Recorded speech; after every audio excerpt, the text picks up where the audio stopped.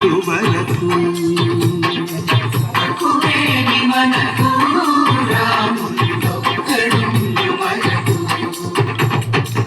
ఒక తోడుగా భగవంతుడు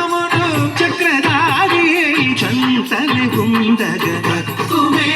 మనకు రాముందొక్కడుందు వరకు తక్కువేమి మనకు రాముందొక్కడుందు వరకు జయ జయ